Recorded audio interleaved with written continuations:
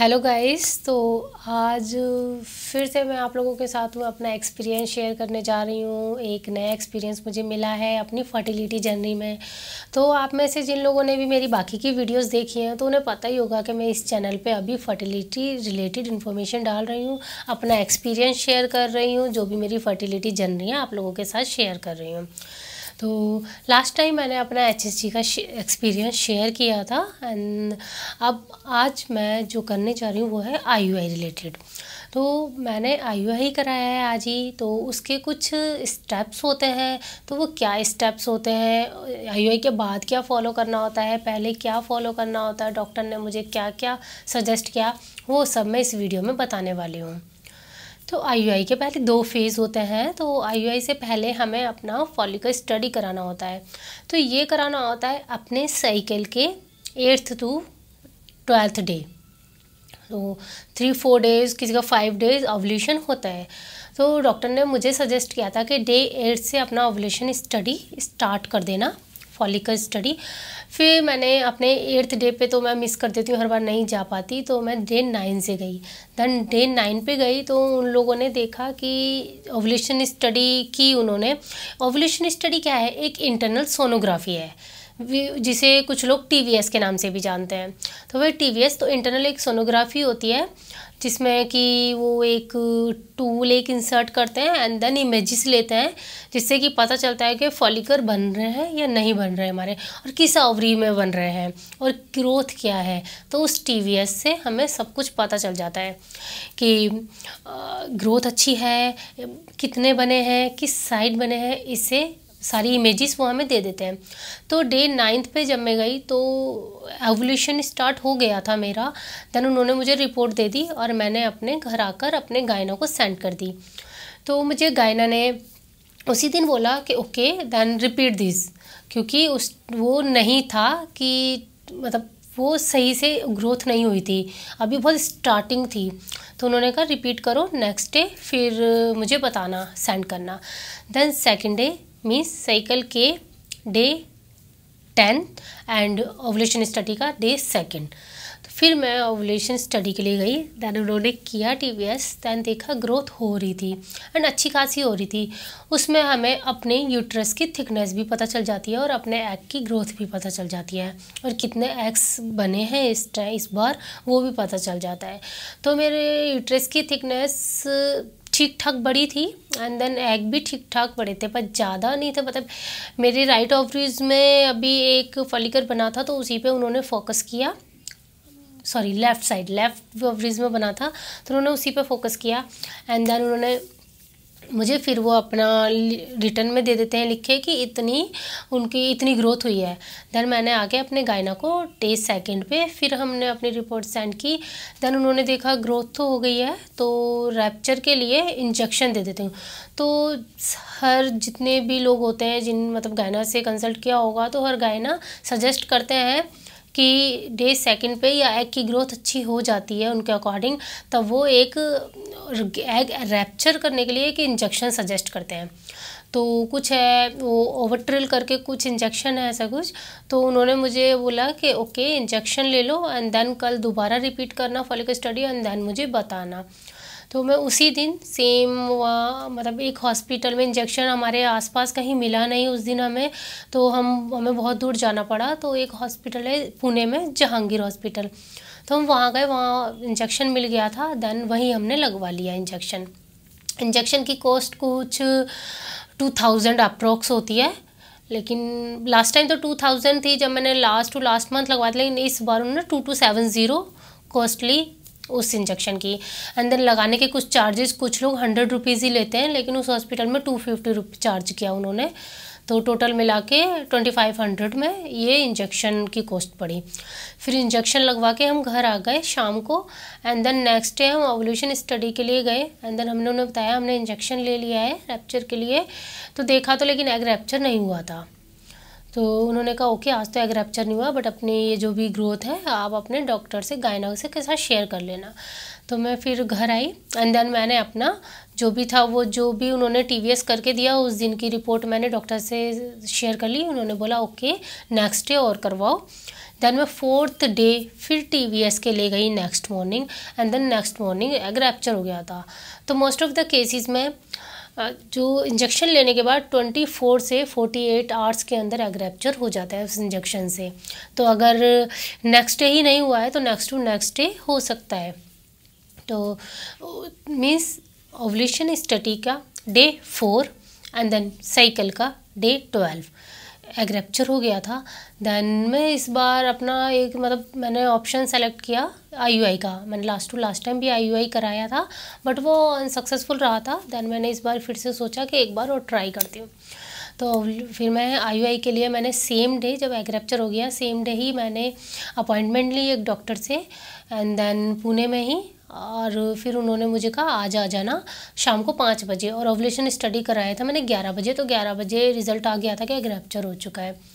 तो उन्होंने मुझे 5 बजे बुलाया कि 5 बजे की अपॉइंटमेंट मिली। देन हम 4 बजे घर से निकले और हम 5 बजे तक पहुंच गए क्लिनिक पे जाने के बाद क्या हुआ कि हमने वहाँ अपने रिपोर्ट व्यूपोर्ट अपना रिसेप्शन पे देके, डॉक्टर तो थे नहीं अवेलेबल लेकिन डॉक्टर थोड़ा लेट आए थे।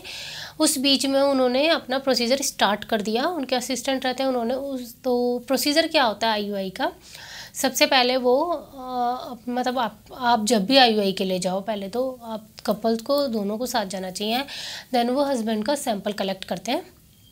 सबसे फर्स्ट IUI का फर्स्ट स्टेप हस्बैंड का सैंपल कलेक्ट करते हैं।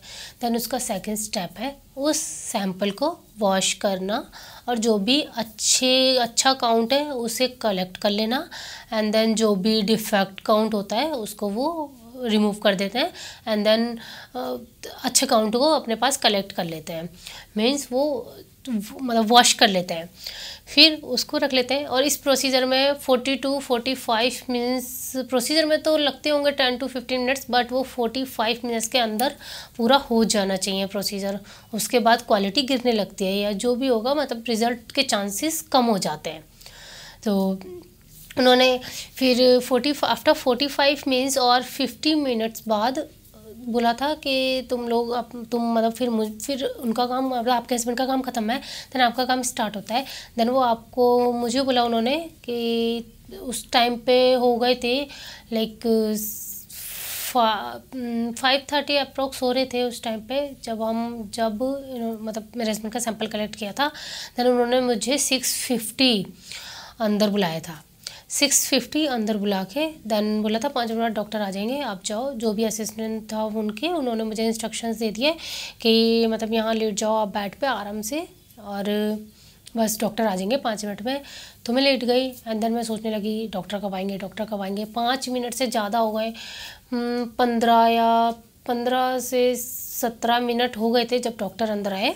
बहुत देर बाद जो डॉक्टर आए उन्होंने मुझे बताया कि सैंपल अच्छा है एंड देन उन्होंने सब कुछ शेयर करते हैं वो लोग, सारी इन्फॉर्मेशन शेयर कर देते हैं एंड जो भी रिपोर्ट होती है सैंपल की रिपोर्ट वो भी आप लोगों को दे देते हैं। फिर उन्होंने मुझे वो रिपोर्ट शेयर की कि सब ठीक है, सैंपल नंबर देखो तुम्हारा ये है, ऐसे तुम्हारे सामने ही रखा है तुम्हारा सैंपल, यही सैंपल हम यूज़ कर रहे हैं। और एंड एक कंसर्ट फॉर्म होता है वो पहले साइन करा लेते हैं ताकि रीज़न मुझे नहीं पता बट हाँ वो कंसेंट फॉर्म साइन कराते हैं IUI से पहले। फिर जैसे कि कंसेंट फॉर्म साइन करा लिया था उन्होंने वहीं सैंपल रखा था, दिखा दिया मुझे कि यह है तुम्हारा सैंपल। देन उनका प्रोसीजर स्टार्ट होता है। IUI का प्रोसीजर मैक्सिमम 7 से 8 मिनट का रहता है और मिनिमम 5 मिनट वो लेते हैं। उस प्रोसीजर में क्या होता है वो एक कैथेटर के थ्रू वो जो सैंपल होता है वो इंसर्ट कर देते हैं आपके अंदर एंड वो वॉशेबल होता है। तो मीन्स वॉश था पूरा जो भी था वो जो सैंपल, तो चांसेस थोड़े से ज़्यादा हो जाते हैं। तो वो 6 मिनट उन्होंने अपना प्रोसीजर पूरा किया एंड देन उन्होंने बोला कि 15 to 20 मिनट्स आप यहीं रहिए आराम से और इसी हम लेटर आओ, कोई बाहर भी नहीं आना, आराम से रेस्ट करो। देन मैं 15 to 20 मिनट्स रेस्ट किया मैंने एंड देन मैं बाहर आई और बाहर आके बस उन डॉक्टर ने अपना कुछ थोड़े बहुत इंस्ट्रक्शंस देते हैं, लाइक हम पूछ लेते हैं कि क्या खाना है हमें, क्या नहीं खाना। तो कुछ वेजिटेबल्स होती हैं जो हमें अवॉइड करनी होती हैं, कुछ फ्रूट्स होते हैं जो हमें अवॉइड करने होते हैं। तो उन्होंने कुछ इंस्ट्रक्शंस दिए मुझे एंड देन मेडिसिन्स लिखे दी। तो IUI के बाद उन्होंने मुझे 2 मेडिसिन्स लिखे दी, एक तो खानी है, एक देन इंसर्ट कैप्सूल है। तो कैप्सूल कुछ 14 डेज़ के लिए है एंड देन जो खाने वाली मेडिसिन है वो भी 14 डेज़ के लिए है। तो हमें नेक्स्ट 14 डेज़ के लिए इंस्ट्रक्शंस दिए जाते हैं कि ये मेडिसिन्स लेनी है और ये सब्जियां खानी है, ये नहीं करना। लाइक उन्होंने इंस्ट्रक्शंस दिया, हैवी एक्सरसाइज नहीं करनी, लाइट वॉक करनी है, जिम वगैरह नहीं करना, नॉर्मल वॉक यहाँ वहाँ कर सकते हो, हैवी मील नहीं लेना, ज़्यादा मसाले वाली चीज़ें नहीं लानी। और सब्जियों में तो ऐसा कुछ उन्होंने मुझे कोई स्पेशल इंस्ट्रक्शंस नहीं दिया, बट फ्रूट्स में पपाया एंड पाइनएप्पल वगैरह थोड़ा उन्होंने कहा कि नहीं खाना अभी next 14 days. And then blood में क्या क्या कमियां हैं क्या नहीं वो सब भी देखनी पड़ती है इसके लिए। तो मेरे ब्लड रिपोर्ट में थोड़ा सा B12 कम आया था, तो मैंने उनसे कंफर्म कर लिया कि B12 के मैं इंजेक्शन ले सकती हूँ या नहीं ले सकती। तो उन्होंने मुझे सजेस्ट कर दिया कि तुम ले सकते हो B12 के इंजेक्शन, ऐसी कोई दिक्कत नहीं है, और जबकि वो हेल्पफुल है। और तो B12 के इंजेक्शन मैं प्लान कर रही हूँ कि नेक्स्ट 1-2 दिन में ले लूँगी। फिर तो उन्होंने मुझे सारा कुछ इंस्ट्रक्शंस दे दिया। हमने वहीं रिसेप्शन से अपनी मेडिसिन्स कलेक्ट कर ली एंड देन हम आराम से घर आ गए। आने से रास्ते में कोई मतलब धक्का मुक्की नहीं होनी चाहिए, बाइक स्कूटी अवॉइड करनी चाहिए। तो हम लोग कैब से आए थे, फिर तो कैब से घर आके अपना रेस्ट करो। इसमें डॉक्टर यही इंस्ट्रक्ट करते हैं कि ज़्यादा से ज़्यादा रेस्ट करो, ज़्यादा है मतलब ऐसा नहीं कुछ वजन भी मत उठाओ और ज़्यादा लॉन्ग स्टैंडिंग भी मत करो, जितना कर सकते हो रेस्ट करो, वॉक करो, अच्छा मील लो, क्लीन ईटिंग करो। कोई ऐसी नहीं जो मतलब जो सब्जियां लाइक ब्लॉटिंग करती हैं, गैस बनाती हैं, ऐसी सब्जियां नहीं खानी चाहिए। और मतलब फ्रूट्स जूस इन पे ज़्यादा फोकस करना चाहिए। तो ये सब था, मेरा ये एक्सपीरियंस था जो IUI से रिलेटेड था। तो अब हम बात करते हैं कॉस्ट की। तो जो IUI का फर्स्ट फेज़ होता है, जो फॉलिकल स्टडी का होता है, तो पुणे में हमारे चार्ज लिए उन्होंने 1500 रुपीज़। तो 1500 रुपीज़ सारे दिन के होते हैं। फर्स्ट सोनोग्राफी से लेके लास्ट में जब तक एग रैप्चर नहीं होता तब तक वो सोनोग्राफी करते हैं। वो पैकेज होता है, तो आपसे 1500 रुपीज़ ले लेंगे। मे बी डिपेंड करता है स्टेट टू स्टेट, आप किस स्टेट में रहते हैं, लेकिन यहाँ पुणे की मैं बात करूँ तो उन्होंने 1500 चार्ज किया। फॉर IUI उन्होंने 12,000 रुपीज़ चार्ज किए इंक्लूडिंग ऑल मेडिसिन्स एंड जो भी चेकअप्स वगैरह की। कुछ चेकअप्स तो नहीं, लाइक सैंपल का वॉश करना और जो भी रिपोर्ट वो बना के देते हैं कि ये है तुम्हारी क्वालिटी, ये है मोटिलिटी वगैरह जो भी है काउंट, ये है, तो उसकी रिपोर्ट बना के देने के पूरा टोटल 12,000 रुपीज़ इन्होंने लिया था। IUI के चार्जेस थे। एंड देन अब मेरा IUI जैसे हो चुका है, तो अब मैं आगे के 14 डेज़ के लिए मुझे मेडिसिन मिल गई है, मैं उन मेडिसिन को फॉलो करूँगी और पूरे इंस्ट्रक्शंस फॉलो करूँगी डॉक्टर के। एंड देन आफ्टर 14 डेज़ मैं आप लोगों के साथ अपना रिज़ल्ट शेयर करूँगी। देखते हैं रिज़ल्ट कैसा आएगा, होपफुली पॉजिटिव हो। आप लोग मेरे लिए ज़रूर प्रे करना कि आपके रिज़ल्ट ये वाला IUI मेरे लिए सक्सेसफुल रहे। और आप लोग भी, जो भी लड़कियां IUI करा रही हैं इस फर्टिलिटी जर्नी को, फर्टिलिटी जर्नी पे है, मैं भी आप लोगों के लिए प्रे करती हूँ कि भगवान आप लोगों को जल्दी खुशी दे, आपकी विश पूरी हो। ओके, फिर मिलते हैं नेक्स्ट वीडियो में, तब तक के लिए बाय बाय।